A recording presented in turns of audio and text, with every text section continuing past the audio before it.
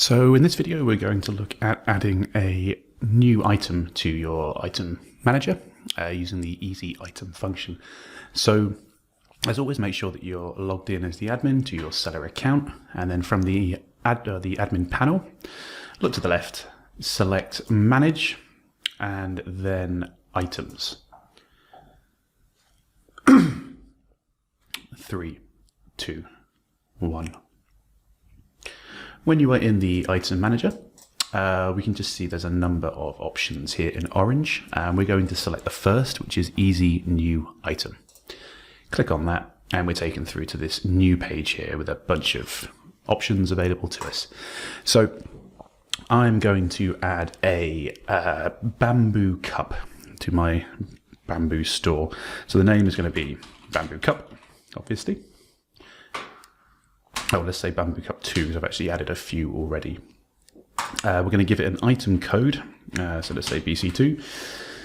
I'm going to ignore the barcode, and we're going to set the price at $10.99. There is no weight to it, I'm not going to bother about that. It is a physical product which will be shipped, so we'll make sure that's ticked. The super category and category. So the super category acts as a container for categories, effectively. So we can see here, I have a few set up, shop and mobile phones. To explain the difference here, if I was to select mobile phones, the category below that would then split into brands or sizes or something along those lines. So you can have categories of Android and Apple, and because these are two types of phone, they go into the super category of mobile phone. But of course, we're not really doing that for this because this is a bamboo cup. So we're just going to pop it into the super category of shop, and then the subcategory of gifts. Here, we're just going to throw something simple. Let's say bamboo cup. Let's say handmade, and then just say like a beautiful bamboo cup, comma, whittled from bamboo. Obviously, your descriptions will be better than mine. In terms of collections, these can be sort of shown at different areas around your site. So let's say that this actually ends up being presented on the home page. So I did that a bit quick. Let's go back. So if I want it on the home page, select your option, basically. And then on the right here, we have 4 buttons. So this one here, the single, will just transfer over the one that you selected. If I click on the 2 going to the right, it will put over all of them. And then in reverse, it works the same. So obviously, if I click that with nothing selected, nothing works. But we want to get rid of that, and maybe all of them. Okay, so again, we're just going to say we'll pop this onto the homepage collection. This item is going to be stock controlled or inventory controlled, and I have 20 of them. So every time somebody buys one, we're starting at 20. A customer buys one, it will then go down to 19, 18, 17, 16. We can allow this item to be sold even when it's out of stock. I'm going to not allow this. Underneath here we have variations. So this is for things like different sizes, different colors.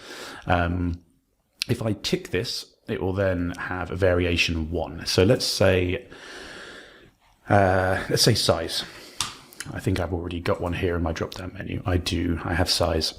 So if I click on that one, and then on the right-hand side here, you get to choose the value. So if we say large, hit return, and then we have small, and let's say there's also a tiny as well. This area here gets populated as you add more information to this section. So we can see here now we have large bamboo cup 2, and in brackets it's auto-filled for us large. And then we have small and tiny. So it allows you to granularly, I can't say that word, adapt the pricing based on the size or the color or the variation that you're allowing. So for a large, let's say that was $10.99. For a small, let's say that's $9.99. And for a tiny, let's say that's $4.99. We don't need to worry about that. So because we've already set the inventory at 20, let's say there are 5 large, 10 small, and 5 tinies available. And this will control the inventory in the same way as up here. 3, 2, 1. And finally, we need to add item images. So I've actually gone ahead and found one on Google. I'm sure you'd probably save your own or take your own. So I'm just going to save this image as blah, blah, blah. We'll stick it on the desktop so it's nice and simple. Let's call it cup. Oh, Cuppo, quite like Cuppo. Save that, download it, perfect. So all I have to do is click on Choose Files, navigate through to where I saved this image. There's Cuppo. Ooh. Click on Open. We can see it's just popped up here. Sorry, 1 second. There we go. And that's fine. That's there ready to be uploaded. So I will now just click on Save, which is going to save all of this information we've added and generate and create the new item. Click on Save. And here it is, highlighted in yellow. One thing to note here is it says here, click to view this group. This is what's called an item group based on the fact that we have added variations to it. So if I click here,